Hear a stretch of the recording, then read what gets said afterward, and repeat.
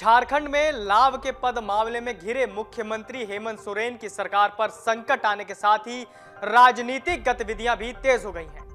विपक्षी भाजपा मौजूदा घटनाक्रमों का असर केवल वर्तमान सरकार पर ही नहीं पड़ेगा, बल्कि ये 2024 के लोकसभा चुनावों को भी प्रभावित करेगा।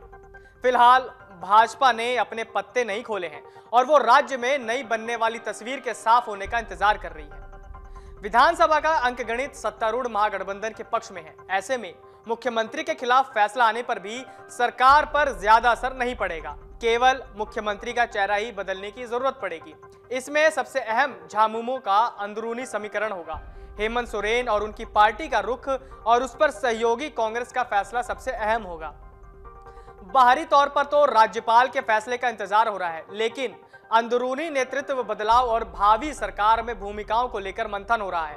भावी मुख्यमंत्री चुनने की स्थिति बनने पर नेतृत्व को लेकर दिक्कतें खड़ी हो सकती हैं। इससे झारखंड मुक्ति मोर्चा के भीतर ही टकराव बढ़ सकता है। इसके अलावा कांग्रेस के भीतर भी उथल पुथल हो सकती है।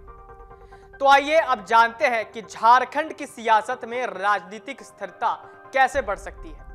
भाजपा सूत्रों की माने तो झारखंड राजनीतिक अस्थिरता की तरफ बढ़ चुका है और जिस तरह के हालात हैं उसमें महागठबंधन के लिए दिक्कतें खड़ी होंगी। हालांकि भाजपा ने अभी साफ नहीं किया है कि अस्थिरता के इस माहौल में उसका कदम क्या होगा, लेकिन ये संकेत जरूर दिए हैं कि सारे विकल्प खुले रहेंगे और झारखंड के हित में ही उचित निर्णय लिया जाएगा। उसका यह भी कहना है कि राज्य सरकार जनता का विश्वास खो रही है और ऐसे में समीकरण बदलने पर भाजपा को ही लाभ मिलेगा।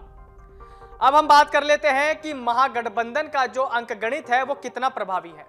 राज्य विधानसभा के आंकड़े इस तरह के हैं जिसमें महागठबंधन के दलों में बिखराव होने पर ही भाजपा के लिए रास्ता भी खुल सकता है। हालांकि ऐसा होता दिख नहीं रहा है। 2019 में हुए विधानसभा चुनाव में भाजपा के नेतृत्व वाले एनडीए को हार का सामना करना पड़ा था। उस समय 81 सदस्यीय विधानसभा की जो तस्वीर उभरी थी उसमें यूपीए, जिसमें झामुमो 30, कांग्रेस 16 और राजद 1 सीट के साथ स्पष्ट बहुमत लेकर आया था। इसके अलावा सीपीआईएमएल को 1 और एनसीपी को 1 सीट मिली थी। दूसरी तरफ भाजपा के नेतृत्व वाले एनडीए को 30 सीटें ही मिली थी। इनमें भाजपा को 25, आजसू को 2 और जेवीएम को 3 सीटें मिली थी। ऐसे में अब हम बात कर लेते हैं कि इन सबका एनडीए को लोकसभा में कितनी बड़ी बढ़त मिलेगी।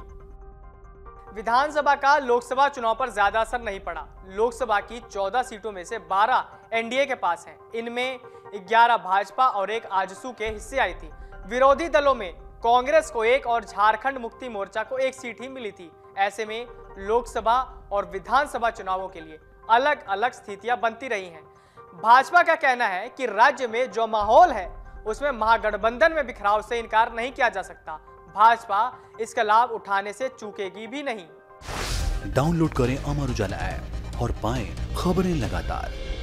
अगर आप ये वीडियो YouTube पर देख रहे हैं तो हमारे चैनल को सब्सक्राइब करें और बेल आइकन को दबाना ना भूलें। अगर आप Facebook पर ये वीडियो देख रहे हैं तो हमारे पेज को लाइक करें।